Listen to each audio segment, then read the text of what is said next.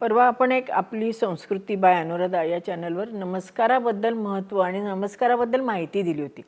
त्यावेळेला मला काही जणांचे फोन आले किंवा काही जणांनी मला असं प्रत्यक्ष विचारलं की काकू हे सगळं तुम्ही सांगितलेलं आम्हाला पटलं चांगलं, पण खरंच नमस्कार केल्याने फायदा होतो का किंवा त्याच्यातनं काय निष्पन्न होतं, खरंच आपल्याला आशीर्वाद मिळतात का? त्यावेळेला मला एक कौरव पांडवांची गोष्ट आठवली, ती मी आज तुम्हाला सांगते। महाभारताचं घनघोर युद्ध सुरू होतं। कौरवांकडे भीष्म पितामह असून सुद्धा कौरवांकडचे अनेक सैनिक किंवा योद्धे मारले जात होते। त्यामुळे सगळे कौरव सैन्य म्हणा किंवा भीष्म पितामह हे अत्यंत चिंतित झाले होते की याच्यावर उपाय काय करावा, कसं करावं।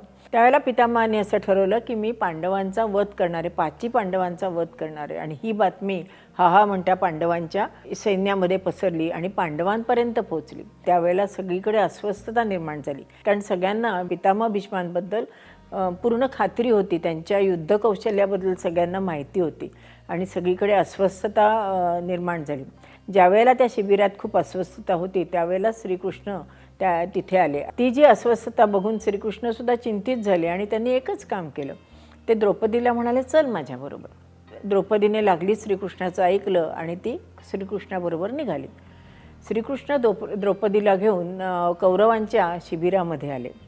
विशेषतः ज्या ठिकाणी पितामह होते त्यांचा निवास होता त्या ठिकाणी तिला घेऊन आले।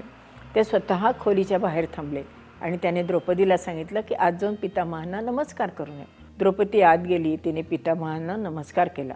त्यांनी तिला सौभाग्यवती भव असा आशीर्वाद दिला। त्यावेळेला पितामहांनी तिला विचारलं की वत्स तुझ्याबरोबर कोण आलंय? त्यावेळेला तिने सांगितलं की माझ्याबरोबर भगवान श्रीकृष्ण आलेले आहेत। त्यावेळेला पितामहांनी त्याला पुन्हा प्रश्न विचारला, मग ते कुठे आहेत? तर म्हणे ते बाहेर दारापाशी उभे आहेत। ज्यावेळेला पितामह बाहेर आले त्यावेळेला त्यांनी श्रीकृष्णाला बघितलं आणि दोघांनी एकमेकांना प्रणाम केला। तेव्हा ते म्हणाले की एका वचनाला दुसऱ्या वचनाने मात करण्याचं काम फक्त भगवान श्रीकृष्ण करू शकतो। आणि नंतर श्रीकृष्ण आणि द्रौपदी त्यांच्या शिबिरात परत जाताना श्रीकृष्णाने द्रौपदीला सांगितलं की मनातल्या किलमिश काढून आधीच जर तू कौरवांकडचे पितामह किंवा इतर सगळ्यांना, द्रोणाचार्य यांना जर नमस्कार केला असता तर तुला आशीर्वाद मिळाले असते, मग कदाचित हे युद्धच झालं नसतं। अशी नमस्काराची आणि आशीर्वादांची शक्ती म्हणूयात किंवा त्याचं हे महात्म्य। म्हणून कुणी घरामध्ये मोठी माणसं आली तर आपण पहिल्यांदा त्यांना वाकून नमस्कार करावा। बऱ्याच वेळेला असं आपल्याला वाटतं की काय नमस्काराने काय होतं, परंतु नमस्कार केल्याने आपल्याला आशीर्वाद मिळतात आणि ते आशीर्वाद आपल्याला आपल्या आयुष्यामध्ये त्याचा खूप उपयोग होतो। हेच या गोष्टीचं सार। आता यावरूनच तुम्हाला नमस्कार करण्यामागचं महात्म्य कळलं असेल। कोणी समोर वयाने मोठी किंवा कर्तृत्वाने मोठी अशी माणसं समोर दिसली तर त्यांना जरूर वाकून नमस्कार करणं आणि त्यांचा आशीर्वाद घेणं हे अत्यंत महत्त्वाचं आहे।